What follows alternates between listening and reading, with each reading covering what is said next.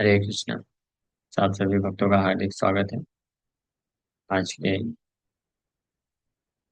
गौर कथा में। तो हम लोग चर्चा कर रहे हैं श्री चैतन्य चरितमृत आदि लीला मध्य लीला chapter 6 liberation of Sarvabhauma Bhattacharya.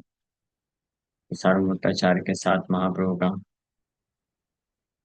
Conversation हो रहा है और इस कन्वर्सेशन में श्री चैतन्य महाप्रभु ने सार्वभौम भट्टाचार्य को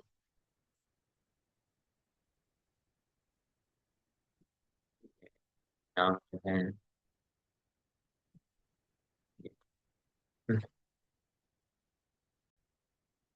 तो जीवेर अस्ति विष्ठा शंख गोमाया श्रुति वाक्य से दुई महापवित्र है। वैदिक इंजंक्शन हम लोग कल चर्चा कर भी रहे थे। ये वैदिक इंजंक्शन है, वो परम सत्य है एंड सेल्फ प्रोक्लेम्ड ट्रुथ होते हैं, सत्य होते हैं एंड टॉप मोस्ट एविडेंस है, सबसे बड़े प्रमाण है।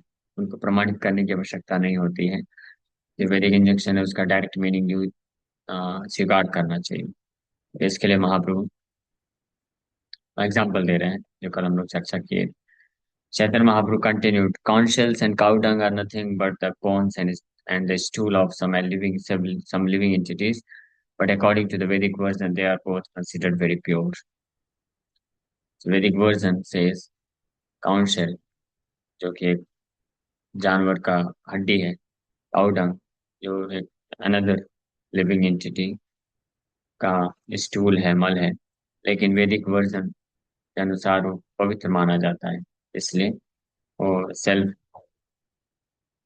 प्रोक्लेम ट्रुथ उसका एज इट इज एक्सेप्ट करना चाहिए। So, according to Vedic principles, bones and dung are generally considered very impure. If one touches a bone or a stool, he must take a bath immediately. That is the Vedic injunction. Yet the Vedas also enjoin that conch shell, although the bone of an animal, and cow dung, although the stool of an animal, are very much sanctified. Even though such statements appear contradictory on the basis of the Vedic version, we still accept the fact that conch shells and cow dung are pure and sanctified.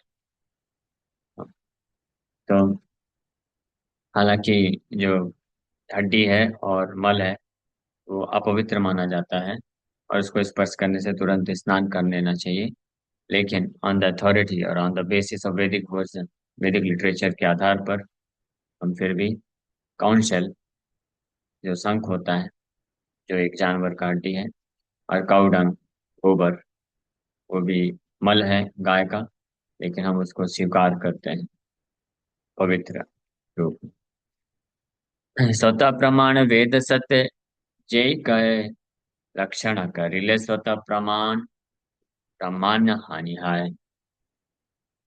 The Vedic statements are self-evident. Whatever is stated there must be accepted. If we interpret according to our own imagination, the authority of the Vedas is immediately lost.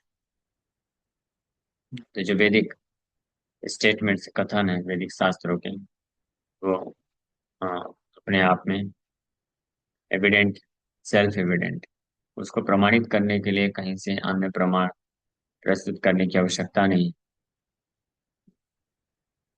Just like there are many things, बहुत सारी ऐसी चीजें हैं जिसको logically scientifically प्रमाणित किया जा सकता है, लेकिन व्हेन इट कम्स टू वैदिक इंजंक्शन, वैदिक शास्त्रों की जब बात आती है तो उसको ऐसा करने की आवश्यकता नहीं। वो अपने आप में सेल्फ एविडेंट होता है। ये इसलिए बताया जा रहा है क्योंकि कई बार कई लोग होते हैं जो जिनको वैदिक स्टेटमेंट्स एक्सेप्ट करने में, डाइजेस्ट करने में बड़ी तकलीफ होती है। दे ऑलवेज वांट और desire logical explanation, logical scientific reasonable explanation. ऐसा करते हैं कई लोग। कौन कौन ये चाहता है हमेशा कि हर चीज लॉजिकली रीजनेबली और साइंटिफिकली समझाया जाए? हाथ ऊपर करिए। कौन कौन ऐसा हमेशा एक्सपेक्टेशन रखता है? तो ऐसा एक्सपेक्टेशन तो सब लोग रखते हैं, कई लोग रखते हैं, बट दे फॉरगेट, ये भूल जाते हैं कि हमारे पास इतना इंटेलिजेंस है कि सब कुछ लॉजिकली, रीजनेबली एंड साइंटिफिकली समझने के लिए do we have such intelligence to understand everything logically, scientifically and reasonably? वो नहीं है हमारे पास। This is one defect. इसलिए we should not expect everything to be logically explained, scientifically explained, if we do not have that much intelligence. Just like एक छोटा सा बच्चा है, a kid, हाँ छोटा सा बच्चा है, अगर वो बोलता है कि ये कोई मशीन है जो वर्क कर रही है, मुझे साइंटिफिकली समझाओ कि ये कैसे वर्क कर रही है, तभी मैं एक्सेप्ट करूंगा। तो वो क्या समझेगा? बस वो जो इंजीनियर है वो इसके लिए आ भी जाए तो वो कैसे समझा सकता है?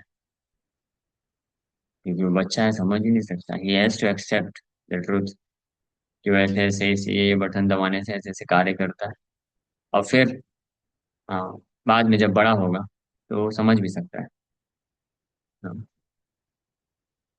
दिस इज वन थिंग, ये एक चीज है कि हम, और specially when it comes to spiritual things, आध्यात्मिक चीजों की जब बात आती है, तो हमारा ये जो छोटा सा ब्रेन है, आवर टाइनी ब्रेन, भगवान जी बोलते हैं, our tiny brain can not accommodate everything. हर चीज को अकोमोडेट नहीं कर सकता है, समझ नहीं सकता है। तो हमेशा ये लॉजिक लॉजिक के पीछे या रीजनिंग के पीछे पागल नहीं रहना चाहिए। हाँ, मैथ्स तो अच्छे से आता नहीं, काउंटिंग करने तो अच्छे से आता नहीं, अब बोलते हैं मुझे रीजनेबल तरीके से बताओ। रीजनिंग का एग्जाम दिया है कभी? रीजनिंग के पेपर में पास तो होते नहीं है। हाँ, अब बोलते हैं रीजनेबल तरीके से बताओ। What nonsense is this? जो भौतिक संसार का जो साधारण सा रीजनिंग का टेस्ट होता है, उसमें तो हम फेल हो जाते हैं, और ये स्पिरिचुअल वर्ल्ड का, आध्यात्मिक चीजों का रीजनिंग हम समझना चाहते हैं। हाँ, इट्स लाइक अ किड, वही सेम एग्जाम्पल। एक बच्चा है जो कि अपना fourth standard, six standard algebra या अर्थमेटिक्स, उसके एग्जाम तो पास कर नहीं पा रहा है, और वो चला है समझने के लिए कि मुझे मैथमेटिकल कैलकुलेशन बताओ, कैलकुलस कैलकुलस समझाओ मुझे, रॉकेट साइंस बताओ। तो this is foolishness. We cannot demand, we should depend. Instead of demanding, we should uh, depend upon the mercy of Guru and Krishna, so that one day we may be able to understand something, not everything. Everything we cannot understand. कुछ कुछ चीजें समझ पाए। ये पहली चीज है। आपका इंटरनेट दीजिए तो, नहीं तो डिस्कनेक्ट हो जाएगा। ये पहली बात है। एंड दूसरी बात है, ये ध्यान से सुनते जाइए। हाँ, कहाँ नहीं आ रहा। हाँ, दूसरी बात है कि Vedic statements as it is accept करने की आदत डालना चाहिए। वैदिक स्टेटमेंट्स जो है डायरेक्ट भगवान से आते हैं, it can not be false. भले ही हम उसको समझ ना पाए या कोई समझा ना पाए, कोई भी ऐसा व्यक्ति नहीं है पूरी सृष्टि में, including Lord Brahma, note it carefully, पूरी सृष्टि में कोई भी ऐसा व्यक्ति नहीं है जो सारे वैदिक स्टेटमेंट्स को परफेक्ट तरीके से समझ सके, व्हाट टू स्पीक ऑफ कि समझा सके। कनेक्ट नहीं हो रहा है, बस लो भाई।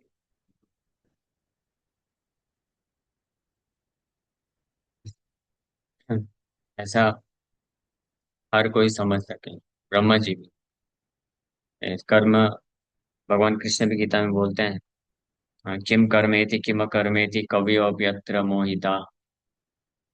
कवि, कवि मतलब लॉर्ड ब्रह्मा, ब्रह्मा जी का एक नाम है कवि। तो क्या कर्म है, क्या अकर्म है, what are actions and what are forbidden actions. Even Lord Brahma or the most intelligent person, they also get bewildered. वो लोग भी भ्रमित हो जाते हैं। तो ऐसे अनेकों वैदिक चीजें हैं, सृष्टि से संबंधित बहुत सारी चीजें हैं जो ब्रह्मा जी भी पूरी तरीके से समझ नहीं सकते। But on the basis of Vedic statements, authority of the Vedas, an intelligent person should accept. The sign of intelligence is to accept the fact which is coming from authoritative source. बुद्धि का लक्षण है कि अगर कोई प्रामाणिक स्रोत से कुछ इंफॉर्मेशन आ रही है, उसको स्वीकार कर लेना, ना कि उसको हमेशा लड़ाई करना, आर्ग्यूमेंट करना कि मुझे लॉजिकली समझाओ, रिजनेबली समझाओ। अ फूलिश चाइल्ड, जिस प्रकार से एक मूर्ख बालक ये डिमांड नहीं कर सकता है कि ये रॉकेट कैसे उड़ रहा है, मुझे साइंटिफिकली समझाओ, और रॉकेट साइंस बनाने वाला व्यक्ति भी नहीं समझा सकता उस बच्चे को साइंटिफिकली। क्यों? क्योंकि उसका बुद्धि छोटा है, नहीं समझ पाएगा। उसको बस यही बोलेगा, बेटा अभी बैठ करके प्लेन में सवारी करो, बड़े हो जाना तो समझ लेना। This is one thing.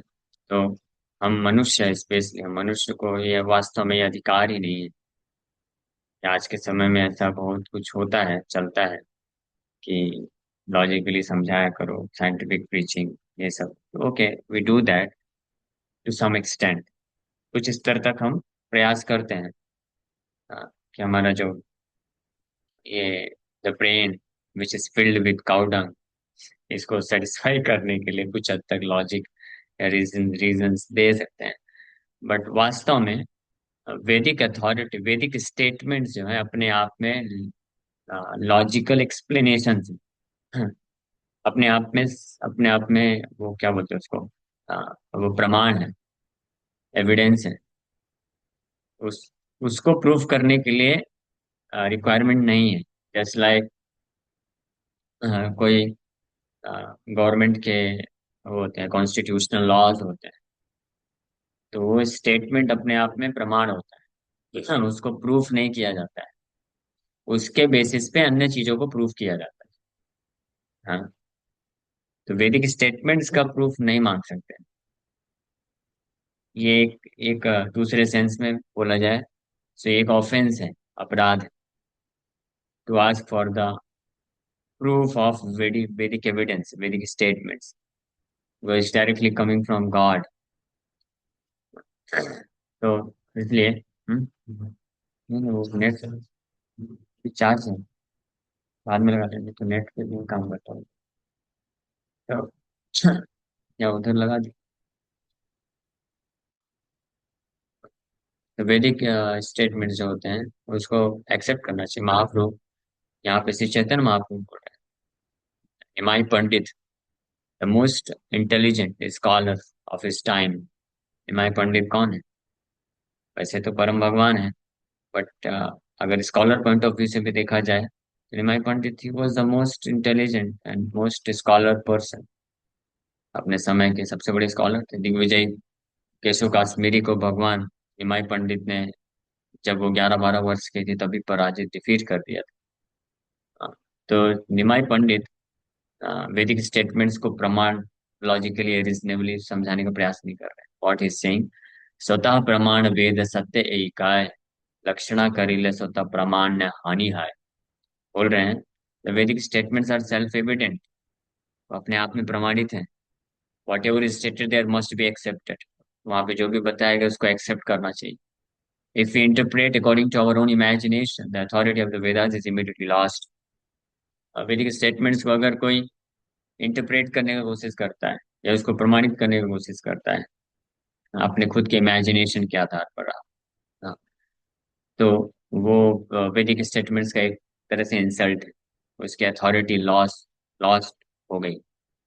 हाँ, ये इस प्रकार से, just like prime minister of India Narendra Modi ने कोई स्टेटमेंट बोला ऐसा होना चाहिए, तो उसको प्रमाणित करने की आवश्यकता नहीं, simply because it is coming from the prime minister, one has to accept it. I hope ये समझ पा रहे हैं। कितने लोग इस बात को समझ पा रहे हैं, हाथ ऊपर करिए।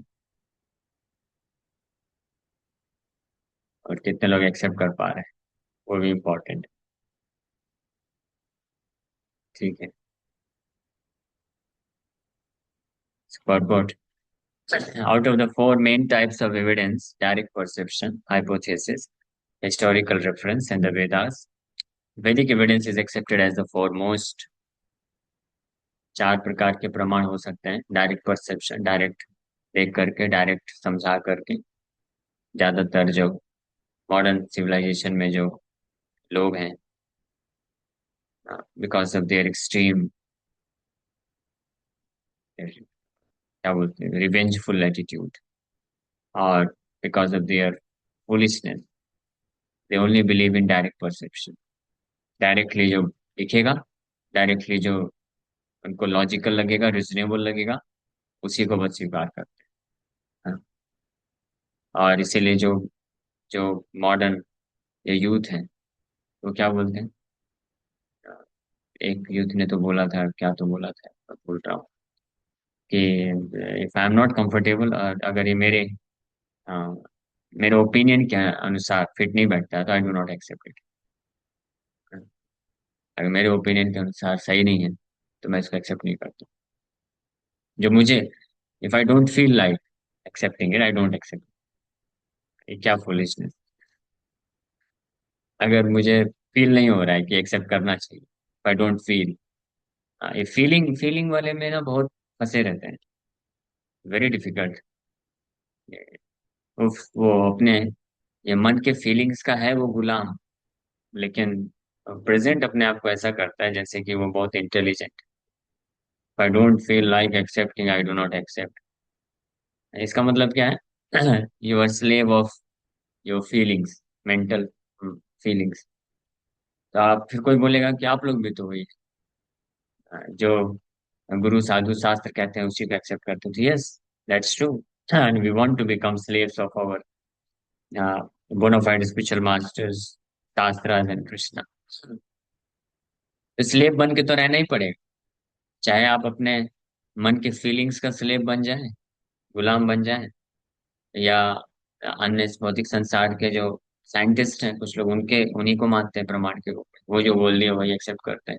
कोई सेलिब्रिटी का स्लेव होता है, हाँ, कोई साइंटिस्ट का स्लेव होता है, and we are also slave, but we are slaves of Krishna, Vedic injunctions which are absolute truth, जो कि परम सत्य है।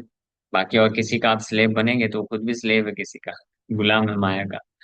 तो अपने मन का स्लेव है, आप उसका स्लेव बन रहे हो या अपने मन का स्लेव बन रहे हो, गुलाम बन रहे हो। So now you decide whose slaves you want to become। जो अथॉरिटेटिव स्क्रिप्चर्स हैं, आचार्य हैं, कृष्ण हैं, उनका गुलाम, उनका दास, या उनके फॉलोवर्स हम बनना चाहते हैं, या हम जो अ, पाप कर्म में लिप्त सो कॉल्ड सेलिब्रिटीज हैं, पॉलिटिशियंस हैं, अ, या साइंटिस्ट हैं, जो खुद अपने मन से, बुद्धि से, इमेजिनेशन के आधार पर मैन्युफैक्चर करते हैं नॉलेज, उनका स्लेव बनना चाहते हैं, या अपना, या मलिन मन का फॉलोवर बनना चाहते हैं। हाँ, मलिन मन, हाँ, कि हर बात है बेकार, परिणाम है मात्र सार। ये मलिन मन का स्लेव अगर बनेंगे तो मन तो डुबा देगा, इसलिए इसका स्लेव मत बनिए, इसके फॉलोवर नहीं बनना चाहिए। ये फॉलोवर तो आपको बनना पड़ेगा, you can not become independent authority. अपने खुद के स्वतंत्र अथॉरिटी नहीं बन सकते। बन सकते हैं क्या? किसी न किसी एविडेंस को तो आपको स्वीकार करना ही पड़ेगा ना, किसी न किसी अन्य एक्सटर्नल जो एविडेंस है, या वर्जन्स हैं, उसको स्वीकार करना पड़ेगा। छोटा बच्चा होता है, अपने पेरेंट्स के स्टेटमेंट्स को एक्सेप्ट करता है, बाहर किसी को एक्सेप्ट नहीं करता। बड़ा होता है तो टीचर्स के स्टेटमेंट्स को, साइंटिस्ट के स्टेटमेंट्स को एक्सेप्ट करता है। फिर फिर किसी के प्रति दिल आ जाता है तो सेलिब्रिटी हो जाता है कोई, तो उसको ही स्वीकार करता है। हाँ, और फिर वही होता है, पॉलिटिशियन को एक्सेप्ट करता है, साइंटिस्ट को एक्सेप्ट करता है। What is the difference? But we accept Krishna, the supremely perfect personality. Prabhupada ji ये कम्युनिज्म, कम्युनिस्ट कंट्री में गए थे, प्रभुपाद जी बोले कि your philosophy and our philosophy is the same, we are also communist. आपका हमारा सिद्धांत है कि you accept Lenin as your leader. Lenin start किया, you accept Lenin as your leader and we accept Krishna as our leader. What is the difference in us? But sign of intelligence is to accept perfect person as our leader. ये बुद्धिमानी। तो चार प्रकार के evidence: direct perception, hypothesis. Hypothesis का अर्थ होता है कि on the basis of speculation, अनुमान लगा करके कुछ कुछ जो थ्योरी बनाई जाती है उसको हाइपोथेसिस बोलते हैं। तो कुछ लोग उसको प्रमाण मानते हैं और कुछ हिस्टोरिकल रेफरेंसेस होते हैं उसको मानते हैं। बट ये सब में चार डिफेक्ट्स होते हैं। वो चार डिफेक्ट्स हम लोग लास्ट टाइम चर्चा किए थे: imperfect senses, tendency to get illusioned, tendency to commit mistakes, and cheating propensity। तो ये चार प्रकार के जो imperfections हैं, फॉल्ट, दोष हैं, उसके कारण ये तीनों जो एविडेंस के स्रोत हैं, direct perception, hypothesis, historical references, ये सब क्या हो जाते हैं? फेल हो जाते हैं। और जो मूर्ख लोग होते हैं या लेस इंटेलिजेंट बोलते हैं, not completely foolish person, less intelligent जो होते हैं और लेस फॉर्चुनेट, अनफॉर्चुनेट होते हैं, वो इन तीनों पे निर्भर होते हैं, इसी को प्रमाण के रूप में एक्सेप्ट करते हैं और on the basis of these three they decide what is the goal of life, what should be done, क्या करना चाहिए क्या नहीं करना चाहिए, ये सब मानते हैं। But those who are truly intelligent and pure hearted soul and those who are fortunate, they believe in Vedas, Vedic evidence को मानते हैं। Vedic evidence is accepted as the foremost। जो एक्चुअली में बुद्धिमान है, Brahmanas are considered to be most intelligent, and then Kshatriyas, then Vaishyas, and then Shudras. So these four classes of people, they accept Vedic evidence as foremost evidence। और फिर उनके नीचे जो होते हैं वही लोग रिजेक्ट करते हैं वैदिक शास्त्र को। उसमें म्लेच्छ, यवन, चंडाल, ये सब कैटेगरी आते हैं। So now we should decide कि हमको किस कैटेगरी में आना है। ब्राह्मण, क्षत्रिय, वैश्य, शूद्र, ये चार फोर बेस्ट कैटेगरीज हैं। और ये चारों कैटेगरी के लोग वैदिक शास्त्र के एविडेंस को मानते हैं। और इन चारों में से जो टॉप मोस्ट है वो ब्राह्मणस है। दे फुली एक्सेप्ट वैदिक एविडेंस स्टेटमेंट्स को। ब्राह्मण, क्षत्रिय, वैश्य, क्षत्रिय, वैश्य, शूद्र, वो भी एक्सेप्ट करते हैं लेकिन वो पूरी तरीके से फॉलो नहीं कर पाते हैं। हाँ, but brahmanas are able to follow it.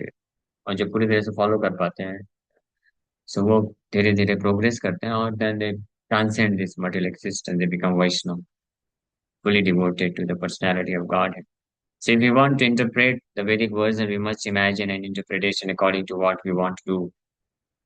ये ये भी एक डिफेक्ट है। हाँ, ये एक्चुअली में इम्परफेक्शन है या चीटिंग प्रोपेंसिटी मिला करके कि जब कोई व्यक्ति खुद वैदिक वर्जन को इंटरप्रेट करना चाहता है तो वो फिर उसमें अपनी इमेजिनेशन डालता है और प्रूव करता है, जो वो चाहता है उसके अकॉर्डिंग प्रूव करता है।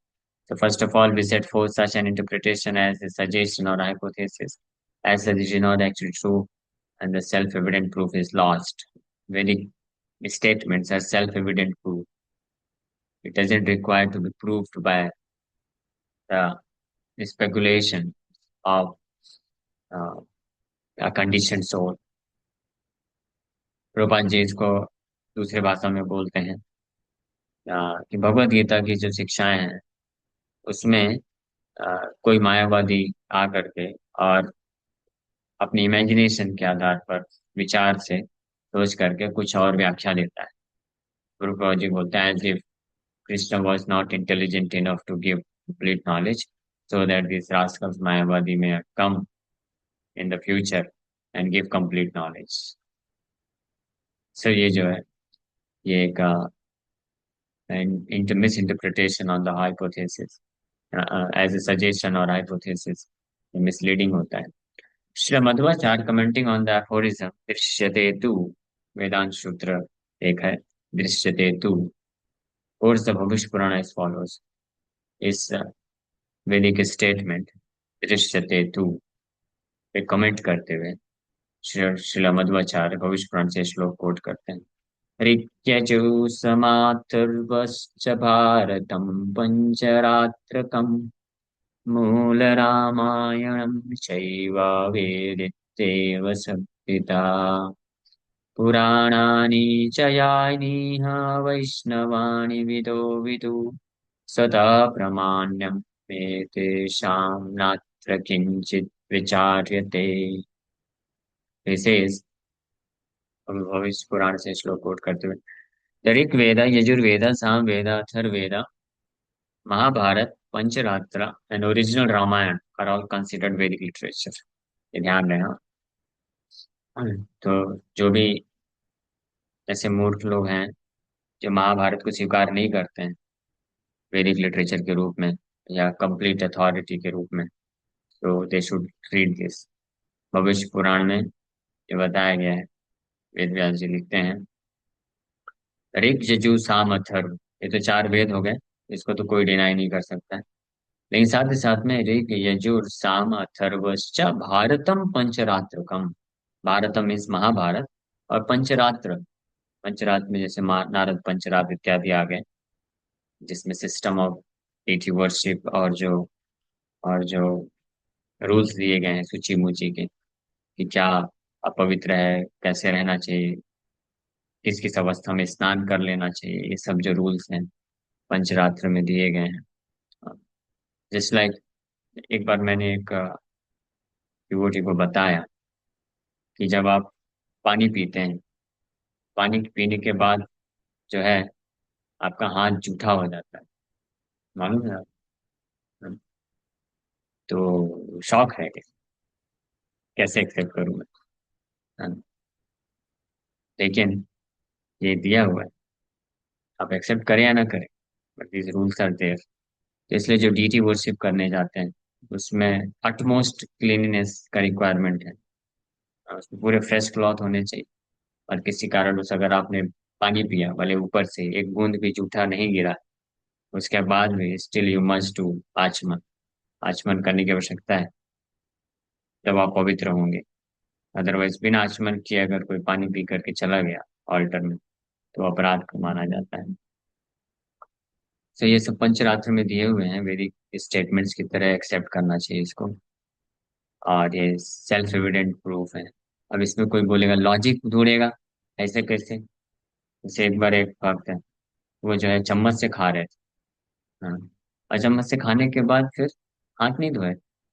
मैं बोला प्रभु आपका हाथ जूठा है? बोले नहीं, मैंने तो हाथ को टच ही नहीं किया, चम्मच से खाया। तो आर्गुमेंट करना इमीडिएटली चालू कर दिया। तो दैट इज नॉट गुड। जब बताया जाए कि जूठा है तो जूठा है, तो उसको फिर हाथ धुल लेना चाहिए। हाँ, क्योंकि हमारा जो अंडरस्टैंडिंग है, we are very narrow minded, हमारा इंटेलिजेंस बहुत लिमिटेड है, इसलिए टाइनी इंटेलिजेंस बोला गया। हम ये समझ ही नहीं सकते कि अभी बुद्धि हमारा विकसित नहीं है, मोड ऑफ गुडनेस में आने की आवश्यकता है कि कैसे हाथ जूठा हो गया। डायरेक्ट स्पर्श किए बिना भी अ, बहुत सारे ऐसे चीजें हैं, घटनाएं हैं जो अफेक्ट होती हैं डायरेक्ट स्पर्श किए बिना भी। अ, ऐसे कोई एग्जांपल दे सकता है? इसलिए आपने डायरेक्ट फूड आइटम को टच नहीं किया, बिकॉज यू टू, आपका हाथ जूठा हो गया। कोई लेफ्ट हैंड यूज करता है, लेफ्ट लेफ्ट हैंड यूज नहीं करना चाहिए खाने के लिए, तो राइट हैंड से ही खाया, लेफ्ट हैंड बिल्कुल यूज ही नहीं किया है, लेकिन फिर भी खाने के बाद उसको लेफ्ट हैंड भी धोना चाहिए, दोनों हाथ धोने। और तो और पैर भी धुलना चाहिए, और पैर धोना भी, तब वो पूरी तरीके से क्लीन माना जाता है। और जहाँ पे हम खाते हैं उस स्थान को पोछा लगा देना चाहिए, otherwise that place is also considered to be impure. और उस स्थान पे जो भी व्यक्ति जाएगा वो इम्प्योर हो जाएगा। तो ये सब भले छोटे आपको सुनने में से कई लोगों को लग रहा होगा कि ये सब क्या है, nonsense, I do not feel like it, I can not accept, जो मैं फील नहीं कर सकता मैं उसको स्वीकार नहीं कर सकता है ना। तो आपको फील करने के लिए उतना एलिवेटेड कॉन्शियसनेस में आना पड़ेगा ना। You are not so elevated in your consciousness, how can you feel? आप फील नहीं कर सकते हैं। डोंट माइंड, मैं जस्ट एग्जांपल दे रहा हूँ, just to explain this fact that we are not so elevated to feel these thing, but feelings will come. तो पहले फीलिंग के पीछे मत भागिए, पहले जस्ट वेदिक स्टेटमेंट जो है उसको एक्सेप्ट करना सीखना चाहिए और उसको फॉलो करना सीखना चाहिए, फिर फीलिंग्स धीरे धीरे आएगा। जस्ट लाइक एक जो वो होता है, क्या बोलते हैं उसको, बेवड़ा बोलते हैं, शराबी। तो शराबी होता है, उसको कभी फीलिंग आता है? हाँ, गंदे में कहीं भी जा करके चला जाएगा, उसको तो फील ही नहीं आएगा।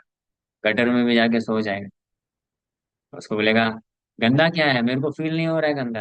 हाँ, तो फिर लेटे रहे। लेकिन जो शराब नहीं पिया है, जो नशे में होशो हवास में है, वो फील कर सकता है, अरे छी कितना गंदा है। लेकिन जो शराब के नशे में पूरी तरह से मस्त है, उसको क्या फर्क पड़ेगा, उसको फील नहीं होगा। तो इसी प्रकार से when as long as we are intoxicated with modes of ignorance and passion, we cannot feel the principles of complete cleanliness. ये समझ पा रहे एग्जाम्पल? कौन कौन समझ पाया इस बात को? How many of you agree now, are able to understand?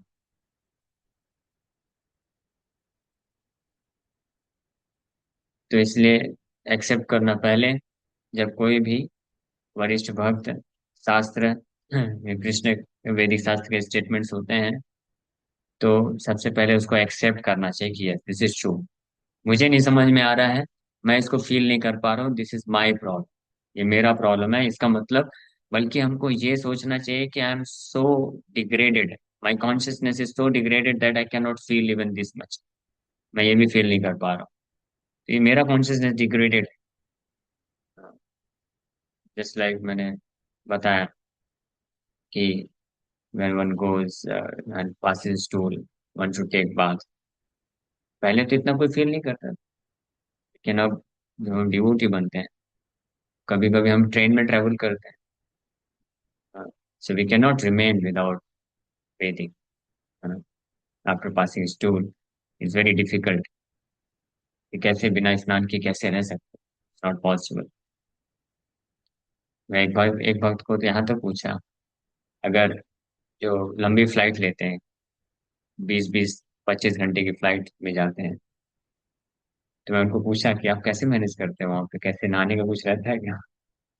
बोले नहाने का तो कहाँ से रहेगा, तो फिर कैसे करते हैं? बोलते करते हैं कैसे भी, अंदर ही स्नान भी कर लेते हैं।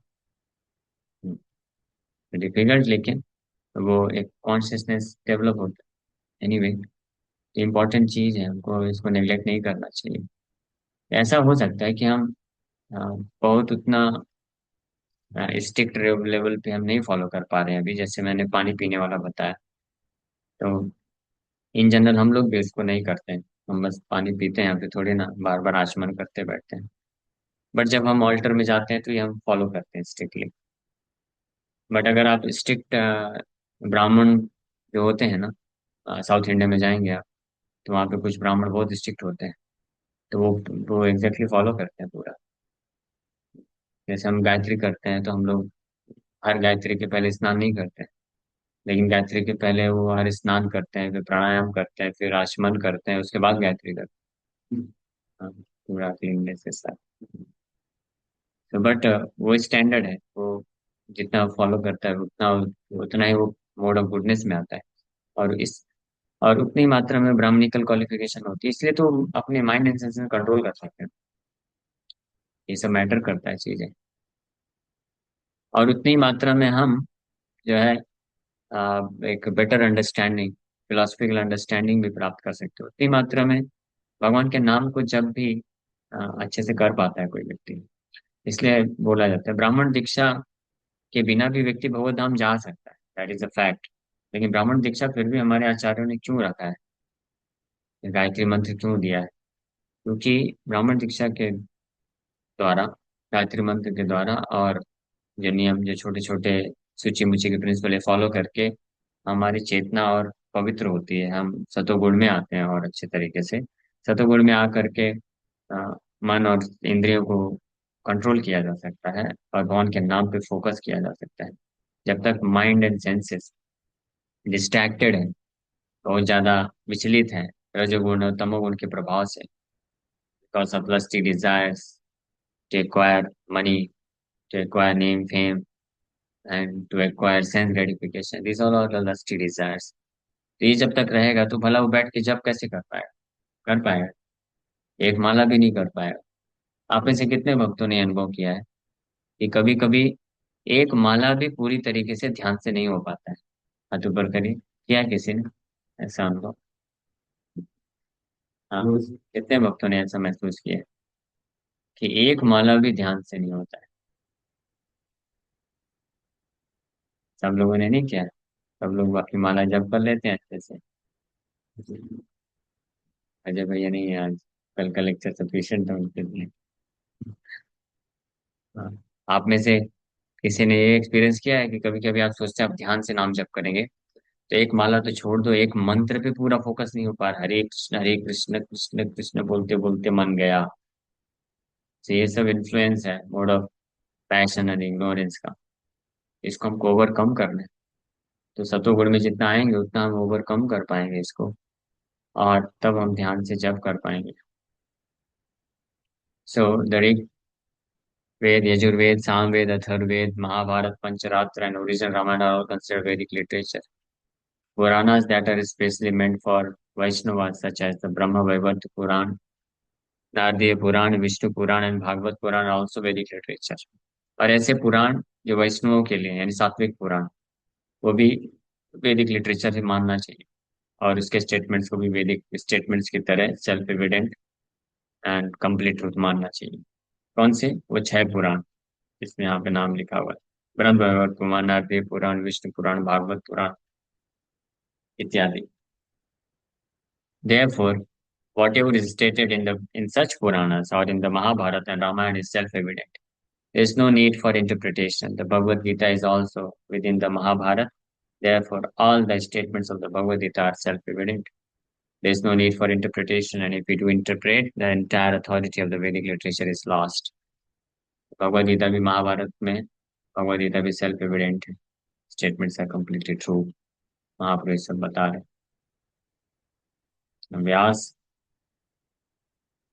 व्यास सूत्रेर अर्थ ये छे, सूर्य किरण स्वकल्पित भाष्य मेघे करे आच्छादन। Sri Chaitanya Mahaprabhu continued, the Brahma Sutra, compiled by Srila Vyasadeva, is as radiant as the sun. One who tries to interpret its meaning simply covers that sunshine with a cloud. तो जो ब्रह्म सूत्र है श्री व्यासदेव जी के द्वारा रचित, वो सूर्य की भांति, सूर्य किरण, radiant, shining like the sun rays of the sun. और उनको जो उनके अर्थ को इंटरप्रेट करने की कोशिश करता है, वो बादल की तरह कार्य करता है। उनको एज इट इज एक्सेप्ट करना चाहिए, और फिर एज इट इज एक्सेप्ट करने के बाद उसको एक्सप्लेन किया जा सकता है। मीन्स उसका जो अर्थ है, उस अर्थ को समझाया जा सकता है, लेकिन उसका अर्थ क्या है इसके लिए इंटरप्रिटेशन नहीं किया जा सकता। अर्थ से अर्थ जो है सेल्फ एविडेंट। वेद पुराण कहे ब्रह्म निरूपण, से ही ब्रह्म बृहद वस्तु ईश्वर लक्षण।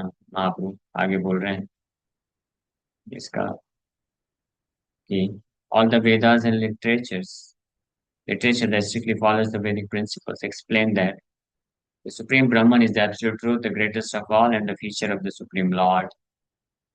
सारे वैदिक लिटरेचर, वैदिक शास्त्र जो वैदिक सिद्धांतों को फॉलो करते हैं, बोलते हैं कि जो परम ब्रह्म है, परम सत्य है, सर्वश्रेष्ठ है, और परम भगवान का एक एट्रीब्यूट है, फीचर, ब्रह्म जो ज्योति है, ब्रह्म ज्योति।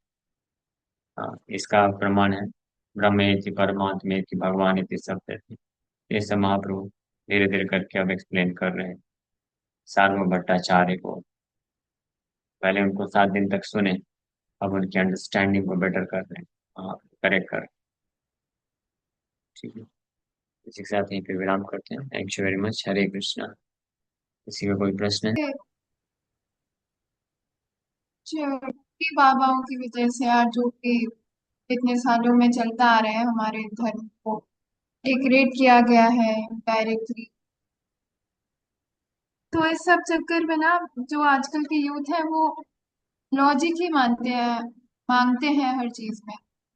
उनको कन्विंस करना बहुत ही इम्पॉसिबल हो जाता है, क्योंकि वो इस पॉइंट पर आकर पहुंच जाते हैं कि अ, क्योंकि मैंने कई बार ये बोला, आपको बताया कि क्योंकि वो कृष्ण के भक्त थे, इसलिए उन्होंने कृष्णा को सुप्रीम बताया। और भगवत गीता और ये सारी चीजें उनके भक्तों ने लिखी है, इसलिए ये सब होता है, इसलिए कृष्णा को का सुप्रीम कुछ बताया नहीं, जाता है। छोड़ दीजिए। तो वो तो जो नास्तिक हैं, जो एक्सेप्ट ही नहीं करना चाहते हैं, तो उनका कुछ नहीं कर सकते हैं। तो we should not unnecessary talk about this.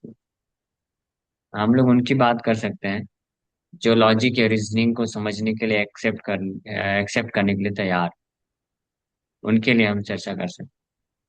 जो लॉजिक और रीजनिंग को भी स्वीकार करने के लिए तैयार नहीं है, such people are considered to be atheist और डीमंस। तो वो अभी माया देवी के कैंडिडेट हैं, तो माया देवी के पास रहने दीजिए। नहीं तो माया देवी नाराज हो जाएंगे, बोलेंगे मेरे कैंडिडेट को क्यों खींच रही बार बार। तो नॉट आप, जस्ट हिम, और भी एनीबडी, मेरे। कोई भी है जो भी एक्सेप्ट ही नहीं करना चाहता है, एक्सेप्ट करना नहीं चाहता है, मैं ये बोल रहा हूँ। अगर किसी को पूरा लॉजिकली बताया जाए, रीजंस दिए जाएं, प्रमाण भी दिए जाएं कि भगवान है, फिर भी उसका एक्सेप्ट नहीं करना चाहता है, इससे साफ पता चलता है कि वो he is envious of God, तो भगवान के प्रति ईर्ष्या रखता है। तो उसको प्रचार नहीं करना चाहिए, ईर्ष्यालु लोगों का उपेक्षा करना चाहिए, वी शुड नेग्लेक्ट। अदरवाइज इससे उनका भी नुकसान है और हमारा भी नुकसान है। तो उनका नुकसान क्यों है? क्योंकि आप जितना प्रमाणित करने की कोशिश करेंगे उतना वो अपराध करेगा। तो बेटर है कि उसको अभी अपने हिसाब से जाने दीजिए। जो एक लोग इनोसेंट हैं, मैसेज। यस। जो इनोसेंट है, मासूम है, उनको हमको लॉजिकली कन्विंस करना चाहिए, ताकि वो इस प्रकार के नॉनसेंस, जो मिसगाइडेड एथियस्टिक ओपिनियन है, उससे बच सके। तो हम उनको बचाने का प्रयास कर सकते हैं, लॉजिकली समझा सकते हैं कि भगवान है, देखो कैसे। तो ये प्रूफ करना इतना कठिन नहीं है। इसके लिए हम लॉजिक, रीजन और साइंटिफिक बेसिस पे दे सकते हैं कि भगवान है। अब भगवान है तो फिर भगवान कौन है? और उसके लिए हमको वैदिक स्टेटमेंट्स को एक्सेप्ट करना चाहिए। और फिर जो भक्ति मार्ग को स्वीकार करता है, मेनली उनके बारे में हम बात कर रहे थे, कि कई बार वो लोग भी केवल वही चीजें एक्सेप्ट करना चाहते हैं या करते हैं जिसको वो फील कर सकते हैं। So there is nothing wrong in realizing और feeling what we follow, rather we should, जो हम फॉलो करते हैं उसको हमको रियलाइज करना चाहिए, फील करना चाहिए। तब वो जो है पूरी तरह से फ्रूटफुल होगा। But we should not be so fool, we should not be such a fool कि पहले मुझे रियलाइज कराओ, फील कराओ, उसके बाद मैं फॉलो करूँ। तब हम लोग मूर्ख हैं। उनके लिए मैंने ये बातचीत बोला है कि हम किसी भी वैदिक स्टेटमेंट को या जो भी हमको सिखाया जाता है, जो फॉलो करने के लिए बोला जाता है, तो उसको मुझे फील कराओ, मुझे लॉजिकली समझाओ, कुछ साइंटिफिक बेसिस दो। ये पूछने के पहले हमको ये पूछना चाहिए अपने आप से, am I prepared for it, am I ready for it, am I intelligent enough to to understand. ये भी पूछना चाहिए। This is one thing. और दूसरी बात कि वैदिक शास्त्र के भक्ति के कुछ चीजें जो हैं, जो आप फील कर सकते हैं, जो लॉजिकली आप एक्सेप्ट कर सकते हैं, उनको एक्सेप्ट करके, फील करके आपने जितना फॉलो किया, उससे आपको रियलाइजेशन मिल रहा है और आगे बढ़ रहे हैं। तो on the basis of that, हम उन चीजों को भी हमको बहुत ही उत्साह के साथ फॉलो करने के लिए तैयार होना चाहिए, जिसको हम अभी प्रेजेंट टाइम पे फील नहीं कर पा रहे हैं, एक्सेप्ट नहीं कर पा रहे हैं। और ड्यू टू एनी रीजन, और मेन रीजन यही होता है कि हम we are not intelligent enough right now. और या बोल सकते हैं कि हम अभी पूरी तरीके से सतोगुण में नहीं है कि हम उन चीजों को समझ पाए या स्वीकार कर पाए। लेकिन जब हम फॉलो करते हैं धीरे धीरे, तो धीरे वो अंडरस्टैंडिंग में डेवलप होती है। तो humility, modesty is the best policy बोला जाता है। We should become humble and accept thing. यहाँ बोला जा रहा है तो सही बात है। मैं केवल हमको इस बेसिस पे जज नहीं कर, इस बेसिस पे डिसीजन ले लेना चाहिए कि मैं तो फॉलो नहीं करता हूँ, तो मैं कैसे एक्सेप्ट करूँ। और जो लोग फॉलो कर रहे हैं वो फूल्स हैं, रास्कल्स और मूर्ख लोग हैं। देखो, ये लोग घड़ी घड़ी स्नान करते रहते हैं, जब भी देखो नहा लेते हैं। या इतना चीजें सूची मुची फॉलो करते हैं। इसको बोलते हैं झूठा है, गंदा है, कंटामिनेटेड है, ऐसे बहुत सारी चीजें हैं, या और भी चीजें हैं। ये तो मैंने जस्ट एक चीज बताया, स्टेटमेंट्स हैं रिगार्डिंग, स्पेशली रिगार्डिंग फेमिनिज्म। ये वेरी डिफिकल्ट, एक्सेप्ट नहीं कर पाते हैं लोग। या और क्या है, बहुत सारी ऐसी चीजें हैं। तो वी शुड एक्सेप्ट इट। जो जितना जल्दी स्वीकार करता है वो उतना तीव्रता से आगे बढ़ता है, और जो स्वीकार नहीं करता है बस उसका खून ही खौलता रहेगा, गुस्सा ही करता रहेगा, बस आगे नहीं बढ़ पाएगा। ठीक है। प्रभु जी, मैंने मुझे एक मैसेज आया आज सुबह, मैं पढ़कर सुना सकती हूँ उसे? फिर आप मुझे बताइए मुझे अपना टाइम इन्वेस्ट करना चाहिए या नहीं। I truly respect intention truly respect the intention to uphold scriptures, but I have personally seen some ISKCON followers degrade deities like Shiv and Vishnu while elevating Krishna as the only supreme.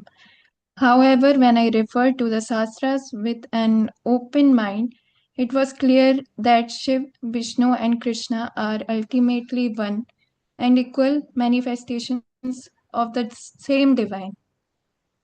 So instead of sectarian views, we should embrace the unity shown in our own scriptures, uphold our scriptures.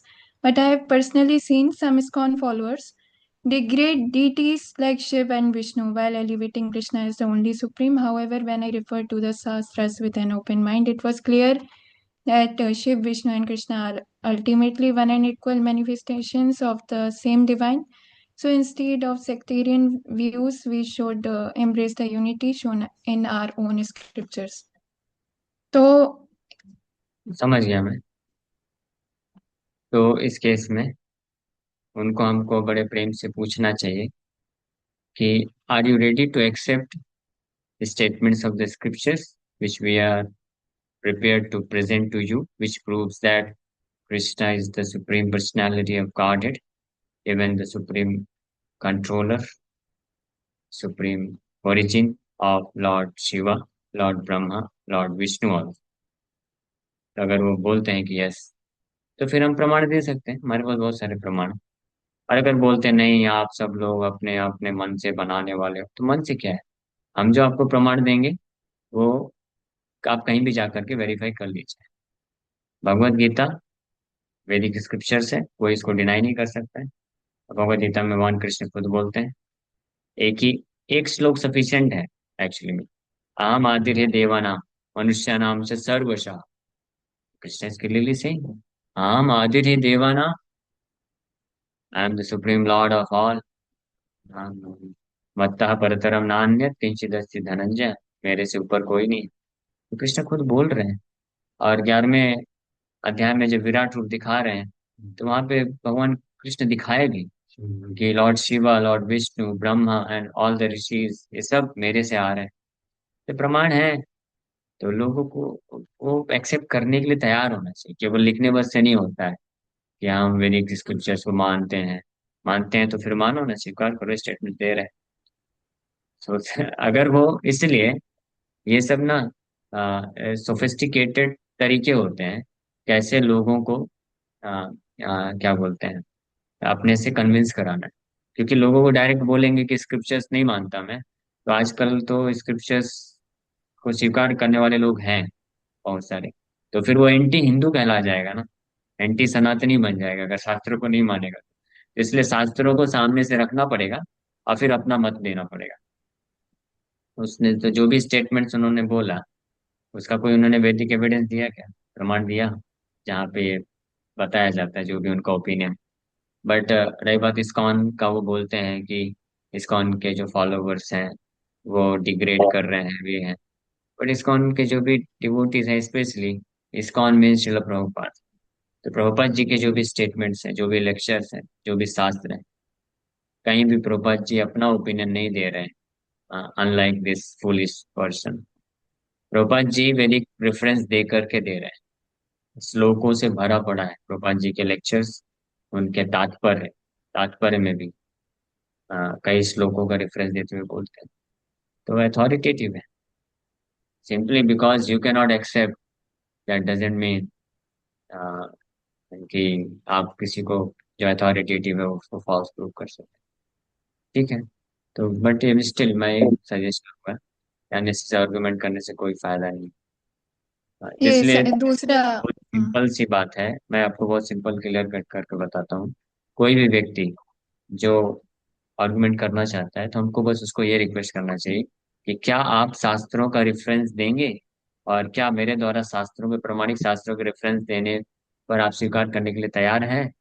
तो अगर वो बोलता है हाँ, तब हम discussion आगे कर सकते हैं। अगर वो ये कार्य नहीं करना चाहता है तो there is no point in discussion. वो जो सामने वाला व्यक्ति जो बोल रहा है, तो ही मस्ट गिव वैदिक रेफरेंसेस, वैदिक शास्त्रों का रेफरेंस देना चाहिए कि इस शास्त्र में, इस अध्याय में, इस श्लोक में बोला गया है, उस श्लोक के साथ देना चाहिए। तब हम उसको एक्सेप्ट कर सकते हैं। और सिमिलरली हम कुछ पॉइंट बताना चाहते हैं तो हम उसको शास्त्र श्लोक के साथ बताएंगे, उसको वो एक्सेप्ट करने के लिए तैयार है, तब डिस्कशन करना चाहिए। केवल हवा में बात करने से कोई फायदा नहीं है। मैं यहाँ पे हवा में बैठ करके बातें करूँ, बोलूँ कि नरेंद्र मोदी ने ये नियम बनाया है, उन्होंने ये नियम बनाया है, उन्होंने ये बोला है। अरे प्रमाण क्या है? आप रेफरेंस दो ना। कोई ऑफिशियल नरेंद्र मोदी का जो सोशल मीडिया चैनल है, वेबसाइट है, जहाँ पे जो एक्सेप्टेड है, लोग मान, जो एक्चुअली में एक्सेप्टेड है कि ऑफिशियल पोर्टल है जहाँ पे नरेंद्र मोदी के स्टेटमेंट्स आते हैं, वो रेफरेंस देना पड़ेगा तब एक्सेप्ट करूंगा ना। अदरवाइज ये क्या है? ये तो फूलिशनेस है, नॉनसेंस है। केवल आप अपनी बातों को बोलते जा रहे हो, बोल रहे हो कि ये वैदिक शास्त्र में दिया हुआ है, ये प्रूव इट। और ये बात सही है, उन्होंने जो बोला कि ultimately one, Lord Vishnu, Lord Shiva is ultimately, they are ultimately one, that's true, but you have to build up the understanding also, क्योंकि वही ऐसे शास्त्र हैं, उन्हीं शास्त्रों में ये भी दिया हुआ है कि Lord Vishnu is the supreme, Lord Shiva is his servant, ये भी दिया हुआ है। तो दोनों को आपको कंबाइन करके प्रॉपर अंडरस्टैंडिंग के साथ समझने की आवश्यकता है। And because you haven't approached a bona fide spiritual master, that's why you couldn't understand it। एक प्रमाणिक पहले आचार्य के पास जाइए, वो तो आप जाना नहीं चाहते हैं, आप बोलते हैं कि बाबा जी के पास क्यों जाऊं, मेरे और भगवान के बीच में कोई नहीं आना चाहिए। तो all you are a teacher, आप खुद टीचर हो, आप बच्चों को पढ़ाते हो और आप खुद जो है टीचर स्वीकार नहीं करना चाहते, व्हाट नॉनसेंस इज दिस। केवल कोई क्या बुक्स पढ़ करके नॉलेज गेन कर सकता है? जब एक साधारण सी भौतिक जो मटेरियल एजुकेशन सिस्टम है, हाँ, उसका उसको पढ़ के व्यक्ति कंफ्यूज हो जाता है, तो वैदिक शास्त्र को स्वतंत्र रूप से पढ़ करके कंफ्यूजन नहीं आएगा क्या? इसलिए एक प्रमाणिक आचार्य के पास जाने की आवश्यकता है। ठीक है। ओके। वो नहीं है हाँ ठीक। प्रभु।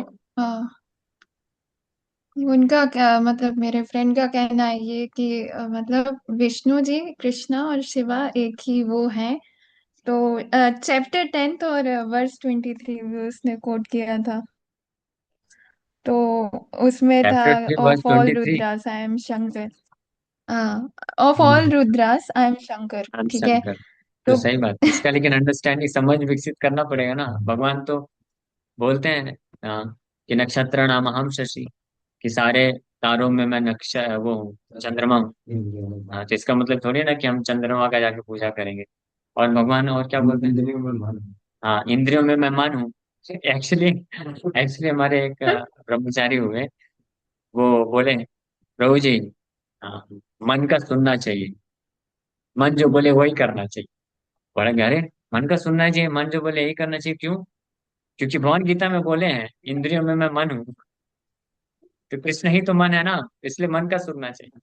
समझ पा रहे हैं ना? तो इसको हाँ, यस। किस कॉन्टेक्स्ट में भगवान बोल रहे हैं, we have to understand it. और ये कैसे समझ पाएंगे? जब हम किसी प्रमाणिक गुरु का आश्रय लेंगे, वो समझाएगा, तब हमको थप्पड़ लगा के बोलेगा नालायक, ऐसा थोड़ी ना है कि मन का सुनना चाहिए। जब भगवान कृष्ण बोलते हैं इंद्रियों में मैं मन हूँ, तो वहां पे भगवान ये बताना चाह रहे हैं कि मन जो होता है वो chief among all the senses है। तो किसी भी फील्ड में, किसी भी एस्पेक्ट में जो चीफ है, मुख्य है और मोस्ट पावरफुल है, वो कृष्ण को रिप्रेजेंट करता है।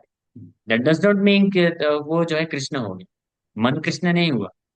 हाँ, इस प्रकार से चंद्रमा कृष्णा नहीं हुआ, तो कृष्ण चंद्रमा को भी तो बोलते हैं। और पांडवा नाम अहम धनंजय, अर्जुन को भी बोलते हैं कि पांडवों में मैं धनंजय हूँ, तो इसका मतलब अर्जुन कृष्ण बन गया। फिर अर्जुन का भी पूजा करो। और उद्धव, उद्धव गीता में उद्धव को जब बोलते हैं भगवान, तो बोलते हैं यदुओं में मैं उद्धव हूँ, यादवों में मैं उद्धव हूँ। तो फिर उद्धव कृष्ण बन गए क्या? और पर्वतों में मैं हिमालय हूँ, तो हिमालय को फिर जाके पूजा करो। से ये समझना चाहिए ना, तो उसी प्रकार से भगवान बोले। तो शिव जी, हालांकि शिव जी भगवान कृष्ण के ही विस्तार हैं। We do not disagree with this, कि हम ये असहमत नहीं है, हम असहमति नहीं कर रहे हैं कि शिव जी भगवान कृष्ण से अलग है। तो we respect and we accept lord Shiva to be not different from Krishna, because we understand that Krishna only, Krishna ही है शिव जी के रूप में प्रकट हुए हैं, कोई विशेष प्रकार का कार्य कर। हाँ, दूध और दही के यस। एग्जाम्पल ब्रह्मा जी देते हैं। तो देयर इज नो कोई कंट्राडिक्शन नहीं है एक्चुअली। बट ये समझने वाली बात है, ये कृष्ण ही शिव जी के रूप में आए हैं। बट कृष्ण शिव जी के रूप में अपने फुल ऑपुलेंस, पूरे ऐश्वर्य और शक्ति को प्रकट नहीं करते। That's why lord Shiva can not be accepted as complete form of God. ठीक है। एक क्वेश्चन और था, सॉरी, पूछ सकती हूँ ब्रो? हाँ, मुझे आई आइडिया नहीं तो कि मैं ना प्रीचिंग कैसे करूँ। मुझे इतनी गुस्सा आती है ना कि मन करता है सर फोड़ दूं मैं उन लोगों का, लेकिन ऐसा अभी कर ऐसे नहीं लोग सकती ना तो क्योंकि कर ही सकते हैं सर, फोड़ भी देना चाहिए, इसलिए ऐसे लोग से दूर रहना चाहिए, क्योंकि हम वो अभी नहीं कर इतना सकते। जेलेसी है ना, इतना जेलेसी है कृष्णा के लिए। जब उन्हें प्रमाण देने लगो गीता से भागवतम से, तो ये पॉइंट कहाँ से निकल कर आ जाता है कि क्या प्रमाण है कि ये एज इट इज है। इतने वेद वेद कितने पहले लिखे गए थे, लेकिन वो किसने लिखे हैं, कैसे आए हैं, हमें क्या पता कि हमारे पास राइट इन्फॉर्मेशन आ रही है या नहीं। जब तुम्हें भरोसा ही नहीं तो फिर तुम क्यों प्रूव कर रहे हो कि तुम शिव जी को सुप्रीम है? किस बेसिस पर कर रहे हो? उनको बोलिए। तो मेरे मेरे कॉलेज के टाइम पे ऐसे कुछ लोग मिलते थे, तो मैं दो प्रकार से जवाब देता था। एक तो है कि आप you bring any Bhagavad Gita, मैं नहीं बोल रहा हूँ कि इस्कॉन का गीता है, आप पूरे दुनिया से कोई भी गीता ले आओ। हाँ, so will talk on the basis of versus, श्लोक, उसके अर्थ के अनुसार। श्लोक के एक एक शब्द को हम लोग उसका जो हिंदी अर्थ है पता करेंगे, डिक्शनरी खोल के बैठ जाएंगे, संस्कृत हिंदी डिक्शनरी है, और उस बेसिस पे हम डिस्कस करते हैं। एक तो ये चीज है, ऐसा नहीं है कि हम बोलते हैं कि आप इस्कॉन का ही गीता, गीता कोई भी लेके आइए कहीं से भी। गीता प्रेस अथॉरिटेटिव है, प्रमाणिक है, गीता प्रेस को भी सब लोग स्वीकार करते हैं, वो गीता लेके आइए, उसमें भी आप श्लोक पाएंगे वही। या जो मायावादियों की गीता है, उसमें भी अगर अनफॉर्चुनेटली उनके लिए और फॉर्चुनेटली फॉर हमारे लिए, उसमें श्लोक अगर उन्होंने मेंशन किया है। जनरली मायावादी लोग श्लोक मेंशन नहीं करते हैं, क्योंकि नहीं तो उनका फिलोसफी फ्लॉप हो जाएगा। अगर वो श्लोक लेके आइए, हम लोग उस पे भी तो श्लोक कोई चेंज नहीं कर सकता, ये फुलिशनेस है। और एक बात को अगर वो बोलता है कि इतने साल हो गए हैं, पता नहीं सारे श्लोक बदल दिए गए हैं, तो फिर उस बेसिस पे हम फिर बोल सकते हैं, then from where do you get this knowledge कि कृष्णा हो है और शिव जी हैं, ये सब नॉलेज कहाँ से मिला? जब आपके पास जो भी सो कॉल्ड नॉलेज है शिव जी के बारे में, कृष्ण के बारे में, धर्म के बारे में, जो भी है वो कहाँ से मिला आपको? वो शास्त्र से मिला ना। तो जब वो शास्त्र आप बोलते हैं कि गलत है, किसी ने बना दिया, तो फिर इस ये सब जो आप जो बोल रहे हो कि शिव जी, ब्रह्मा जी, विष्णु जी ये हैं, तो ये सब फिर क्यों स्वीकार किया जाए? फिर कोई नहीं है, मत स्वीकार करो। Then where is the point in discussing and arguing on your opinion? Because आपका भी जो ओपिनियन है वो कहाँ से आया? वो भी आपने शास्त्र से कहीं से सुन करके पढ़ करके तो नहीं।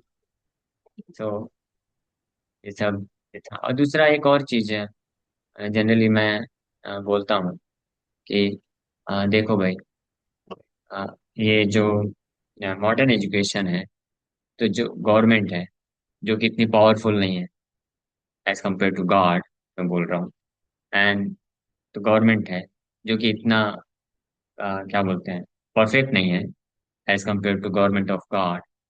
एंड और ऐसी मॉडर्न गवर्नमेंट उसमें इतना है, सब जानते हैं, करप्शन भी है, बहुत सारे फ्लॉज हैं, फॉल्ट्स हैं, सब कुछ होने के बाद भी गवर्नमेंट भी ये मेक श्योर करती है कि जो प्रॉपर एजुकेशन, जो ऑथराइज सिलेबस है, वो यूनिवर्सिटीज हैंडल मतलब चालू करती है।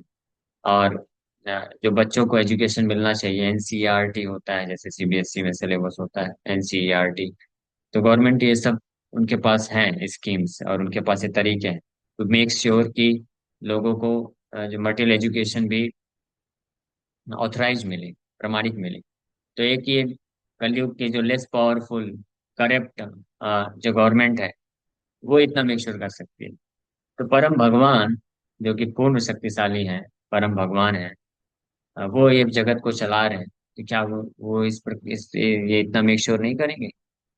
हाँ, ऐसे ही छोड़ देंगे अपने दिव्य ज्ञान को? भगवान कृष्ण खुद बोलते हैं ये परम गुह्य ज्ञान है, तो उसको क्या ऐसे ही बिना क्या बोलते हैं उसको, संभालेंगे नहीं उसको? तो उसी तो भगवान ने वो चार संप्रदाय बनाया है, आप उनको बता सकते हैं। वो ये बात है ना कि जिनका जिन those who are having envious mentality, उनका खोपड़ी जो है उल्टा हो जाता है।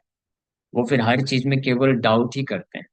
हाँ, इतने डाउट करते हैं कि बिकॉज सी, हर चीज को आप दिखा नहीं सकते, हर चीज आप प्रमाणित नहीं कर सकते। There is something called as reasonable faith. आपको कुछ रीजनेबल फेथ रखना पड़ेगा। अगर रीजनेबल फेथ नहीं है तो फिर आप डाउट कर सकते हैं मेरी माँ है क्या, प्रूफ क्या है? क्या प्रूफ है कि मेरी माँ है? बोलेगा डॉक्टर प्रूफ है।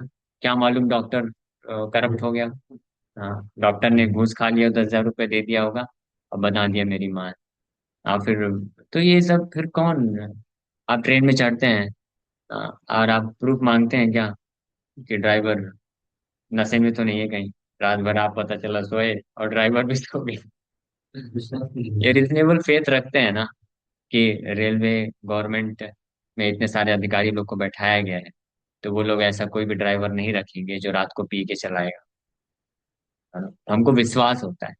तो on the basis of railway authority we accept कि ट्रेन, जिस ट्रेन में हम चढ़ रहे हैं वो हमको डेस्टिनेशन तक लेके जाएगी, क्योंकि शो कर रहा है वहां पे कि हाँ ये जो ट्रेन है आपको चेन्नई लेके जाएगी, दिल्ली लेके जाएगी, और ड्राइवर पिया नहीं रहेगा, तो पहुंचाएगा, भले लेट सही लेकिन पहुंचाएगा टाइम। ये हम विश्वास रखते हैं ना, इसको रिजनेबल फेथ बोलते हैं। तो reasonable faith means keeping faith in something sublime on the basis of authority. Similarly Krishna और God is the supreme authority, परम अथॉरिटी है। तो on the basis of his authority we put faith on ये जो संप्रदाय होते हैं, चार संप्रदाय, वैष्णव संप्रदाय हैं, और वो जो हमको स्क्रिप्चर्स देते हैं तो हम फेथ करते हैं उसको। ठीक है, point of faith, having faith. प्रभु जी, ओके। प्रीचिंग करते समय क्या भाव होना चाहिए? क्योंकि वो ना, हम खुद को आइडेंटिफाई करने लगते हैं वही जो कृष्णा ने बोला है उन सारी चीजों से। फिर वो हमारा ईगो या फिर जो भी कह लो वो सब हर्ट हर्ट अरे करता वो है। तरबूज काटी प्रहलाद बाद सो इसलिए जब हम प्रचार करते हैं, so we should maintain humble attitude of being servant of servant. मैं दास हूँ, कृष्ण का दास हूँ। My only business is to convey the message in whatever logical और रिजनेबल वे आई कैन। जितनी भी लॉजिकल और रिजनेबल तरीके से मैं कृष्ण के संदेश को लोगों तक देने का प्रयास कर सकता हूँ, वो मुझे करना चाहिए। हाँ, और फिर उसके बाद कृष्ण के ऊपर, उस व्यक्ति के ऊपर छोड़ देना चाहिए। अगर वो एक्सेप्ट करता है that is his Fortune, reject करता है दैट इज हिज मिसफॉर्च्यून। और कृष्ण कभी भी आपको ऑन द बेसिस ऑफ कि आपने अच्छे तरह लॉजिकल तरीके से नहीं प्रमाणित किया, इसलिए वो व्यक्ति मेरे से दूर चला गया, ऐसा आपको रिजेक्ट नहीं करेंगे। कृष्णा विल वेरी हैप्पी कि ये जो भक्त है, इसके पास जितना बुद्धि है, और आफ्टर ऑल बुद्धि कौन देता है? कृष्णा ही देते हैं। तो इसलिए कृष्ण कभी आपको इस बेसिस पे रिजेक्ट नहीं कर सकते, because he is the personality who is giving the intelligence. तो जब आप प्रचार कर रहे हैं तो ये इट्स कृष्णाज रिस्पॉन्सिबिलिटी, कृष्ण की जिम्मेदारी है ना कि बुद्धि देना चाहिए था ना फिर। जब मैं उसको समझा रहा था तो आपको बुद्धि देना चाहिए था। मैं तो तैयार हूँ, मेरे तो इंस्ट्रूमेंट है। मैं तो देने के लिए तैयार हूँ। तो इसलिए एक सिंसियर डिवोटी एंड जो उसके पास जितना भी बुद्धि है कृष्ण देते हैं, उस बेसिस पे वो कन्विंस करने की कोशिश करता है लोगों को कृष्ण को समर्पण करने के लिए। तो कृष्ण प्रसन्न हो जाते हैं और कृष्ण उसको एक्सेप्ट करते हैं उस डिवोटी को। वो व्यक्ति जो है बिकॉज ऑफ हिज मिसफॉर्च्यून वो रिजेक्ट कर सकता है, दैट डजेंट मैटर, वो कृष्ण को फर्क नहीं पड़ता है। रादर कभी कभी कृष्ण नहीं चाहते हैं कि कोई व्यक्ति उनका भक्ति स्वीकार करे, तो इसलिए कृष्ण आपको भी बुद्धि नहीं देंगे। आप बस केवल इतना ही बोल पाएंगे। कृष्ण गीता में बोलते हैं मुझे समर्पण करो, तो सामने वाला व्यक्ति ऐसे कहा अच्छा समर्पण करूं, उसको समर्पण करूंगा। तो कृष्ण यही तो चाहते थे कि वो नालायक हो, चालू व्यक्ति है, तो मेरा डिवोटी उसको कन्विंस नहीं करना चाहिए पूरी तरीके से। हाँ, तो इसलिए नहीं देंगे बुद्धि। हाँ, हम लेकिन हम प्रयास करेंगे। फिर किसी को, कोई जो इनोसेंट होते हैं, जो इधर उधर अननेसेसरी फिलोसफी से थोड़ा प्रभावित हो गए हैं, बट एक्चुअली में हृदय में उनके पास है भगवान के लिए श्रद्धा, तो उस ऐसे लोगों को जब हम प्रचार करेंगे तो कृष्ण बुद्धि भी देंगे। तो उसके जो भी जो इल्यूजन्स हैं, जो इधर उधर सुन करके थोड़ा भ्रमित हो गया है, तो हम भगवान जितनी सिंसियरिटी आपकी होगी तो भगवान आपको बुद्धि देंगे। उस बुद्धि के इस्तेमाल करके आपके उसके जो फॉल्स जो जो भी चीजें हैं, मिसकंसेप्शन से, उसको आप काट पाएंगे और वो भक्ति में तीव्रता से आगे बढ़ पाएगा। तो ऑलवेज रिमेम्बर, प्रीचिंग मतलब गिविंग और installing faith to seekers of faith, है ना? समझ में आएगा कि प्रीचिंग का मतलब होता है कि जो भगवान के प्रति श्रद्धा प्राप्त करना चाहते हैं उनके हृदय में श्रद्धा इंस्टॉल करना, ये प्रीचिंग है। Those who are faithless demons, they cannot be converted, it's very difficult। Only एक, केवल दो ही तरीके से हो सकता है, या तो कृष्ण उसके ऊपर अहितु की कृपा कर दे और अच्छे से थप्पड़ लगाए, या कोई शुद्ध वैष्णव का अगर उसने आश्रय ले लिया, वो व्यक्ति ने, किसी के हृदय में कृष्ण के प्रति कोई श्रद्धा नहीं, लेकिन किसी शुद्ध वैष्णव से आसक्ति होने के कारण उसका वो सेवा करता है, तो वो सेवा के प्रभाव से भी वो फेथ डेवलप कर सकता है। जस्ट लाइक एक मायावादी सन्यासी हुए, जो वैष्णव है, वो मायावादी थे, यानी कृष्ण के अपराधी। बट सम और other he got very much attracted to the personality of Srila Prabhupada। Prabhupada ji की पर्सनैलिटी से बड़े आकर्षित हुए।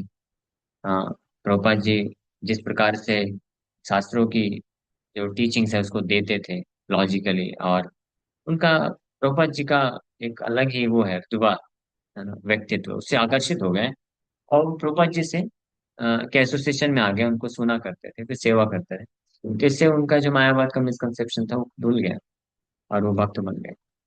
तो ये पॉसिबल होता है कभी कभी, बट हमको अपनी तरफ से प्रयास करना चाहिए बस, कि I will try my best to convince others about my beloved Supreme Lord Krishna, that he is most wonderful, very attractive, very wonderful, beautiful, Supreme Personality of Godhead. Please take shelter of his lotus feet and become happy। महाप्रभु नित्यानंद प्रभु हरिदास ठाकुर को क्या request की, यही बोले ना कि मांगो यही भिक्षा, जारे देखो तारे कहो कृष्ण उपदेश। हाँ, सुना सुना नित्यानंद सुना हरिदास, प्रति घरे घरे किया मांगा यही भिक्षा। हाँ, बोला कृष्ण कहा कृष्ण कर कृष्ण शिक्षा, ये भिक्षा पड़ी। तो नित्यानंद तुम चले गए, वो शराबी जगाई मदाई जिनकी आंखें बिल्कुल लाल थी, घूर घूर के देख रहे थे मारने के लिए बिल्कुल। नित्यानंद प्रभु उनके पास जाके बोलते हैं बोलो कृष्णा।